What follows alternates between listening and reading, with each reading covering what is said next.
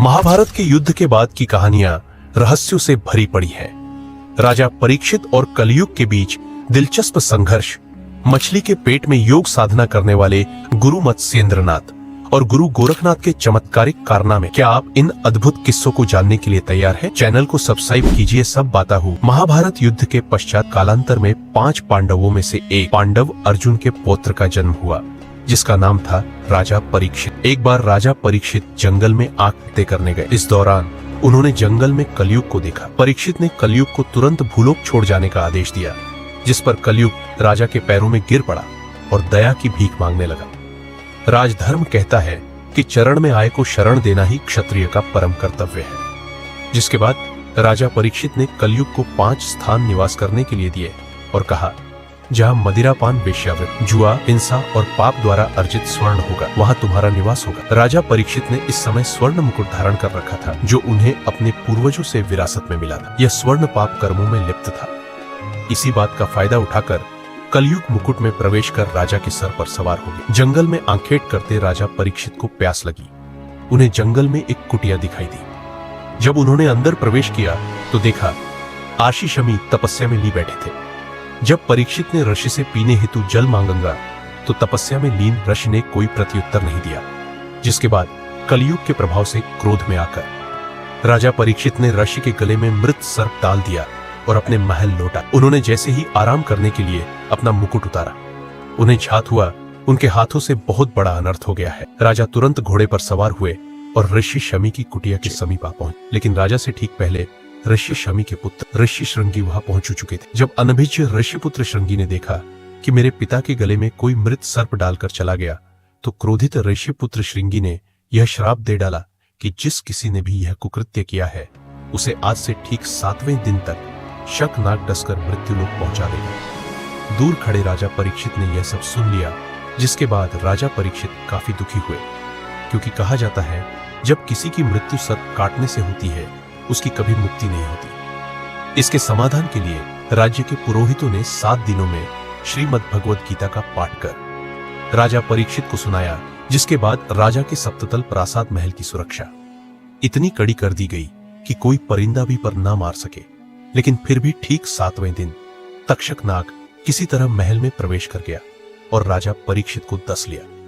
जब राजा परीक्षित के पुत्र जन्मेजय को यह झात हुआ कि उसके पिता की मृत्यु तक्षक के डसने से हुई है, तब जन्मेजय के मन में प्रतिशोध की भावना भवक उठी और जन्मेजय ने सांपों का अस्तित्व मिटाने की प्रतिज्ञा ली और सर्पदमन यज्ञ प्रारंभ कर डाला, जिसके कारण भूलोक के समस्त सर्प यज्ञ की अग्नि में आकर भस्मभूत होने लगे। जिसके बाद नागों ने जाकर माता मनसा देवी से रक्षा की गुहार लगाई। तब माता ने अपने पुत्र आस्तिक को यज्ञ रुकवाने के लिए भेजा। अग्नि में सर्पों की आहुति दी जा रही थी। तब माता मनसा देवी के पुत्र आस्तिक के सत प्रयत्नों से नागों के प्राणों की रक्षा की गई। समय बीतता गया और एक दिन जन्मेजय की भी प्राकृतिक कर्म से मृत्यु हो गई। लेकिन जब जन्मेजय की मृत्यु हुई, तब बदला लेने के लिए नागों ने जन्मेजय की आत्मा को पाताल लोक में बंदी बना लिया। युग बदलते गए और फिर प्रारंभ हुआ कलयुग। इस काल के युग में एक बालक का जन्म हुआ। जब ज्योतिष ने ग्रह नक्षत्रों का आंकलन किया तो ज्योतिष भयभीत हो गया और कहा कि इस बालक का जन्म घोर अशुभ नक्षत्रों में हुआ है।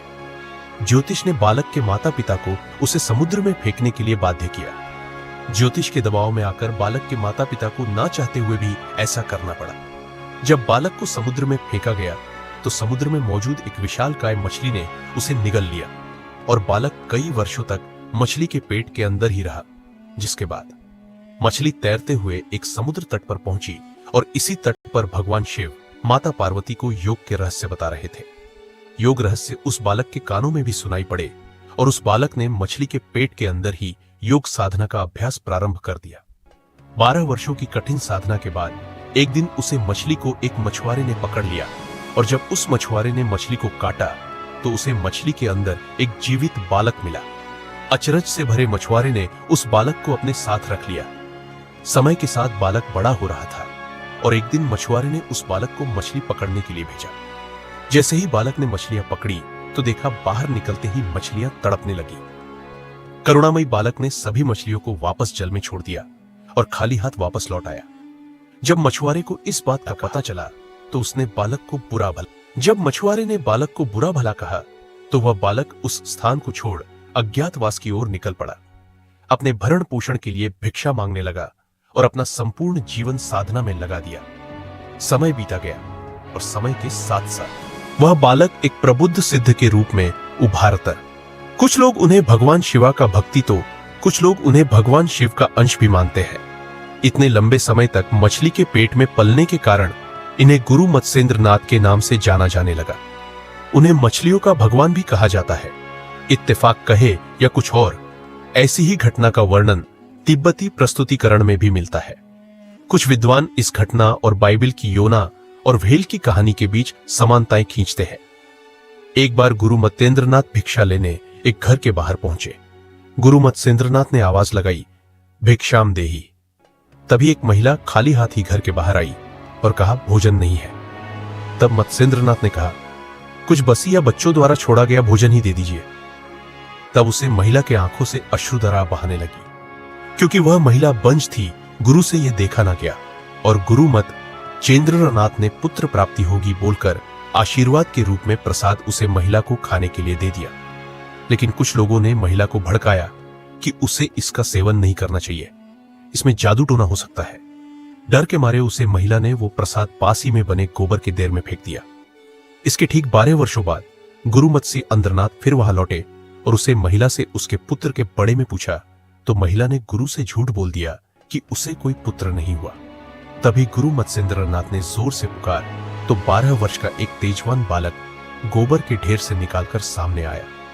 गोबर में जन्म होने के कारण उन्हें गोरखनाथ की उपाधि दी गई।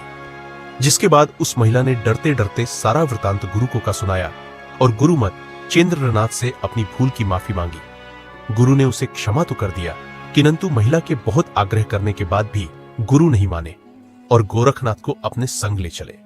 और इस प्रकार गुरु गोरखनाथ जी को गुरु के रूप में गुरु मत्स्येंद्रनाथ से शिक्षा और दीक्षा ग्रहण करने का सौभाग्य प्राप्त हुआ। एक दिन गुरु गोरखनाथ राजस्थान में राजगढ़ के पास स्थित दत्ताखेड़ा गांव यानी ददरेवा में आ पहुंचे और गांव के एक टीले पर अपनी धूनी लगाई और तपस्या करने लगे। इसी स्थान पर चौहान राजवंश के राजा जेवर जी और घेवर जी का महल था। उनकी 2 रानियों का नाम बांछल और काचल था। माता बांछल और काचल दोनों जुड़वा बहनें थे। उन्हें कोई संतान नहीं थी। माता बांछल दयालु और शांत स्वभाव की थी और ज्यादातर समय भगवान की पूजा अर्चना में ही लीन रहती थी। किसी ने माता बांछल को पुत्र प्राप्ति के लिए गुरु गोरखनाथ की पूजा करने का सुझाव दिया, जिसके बाद माता छेल गुरु गोरखनाथ की सच्चे में इनसे भक्ति करने लगी। और जब उनको खबर मिली कि गुरु गोरखनाथ स्वयं यहाँ पधारे हैं, तो माता बांछल दौड़ते हुए डेरे में पहुंची और गुरु को प्रणाम किया।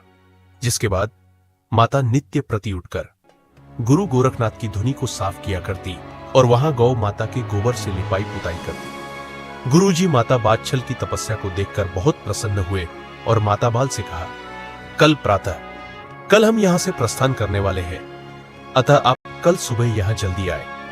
हम आपको पुत्र प्राप्ति हेतु आशीर्वाद देंगे। माता बांछल खुशी खुशी महलों में लौट आई और सारी बात अपनी बहन काचल को कह सुनाई। काचल के मन में ईर्ष्या उत्पन्न हुई और चूंकि काचल और बांछल हमशक्ल थी, तो माता बांछल की जगह का चलल अगले दिन गुरु गोरखनाथ से आशीर्वाद लेने पहुंच गई।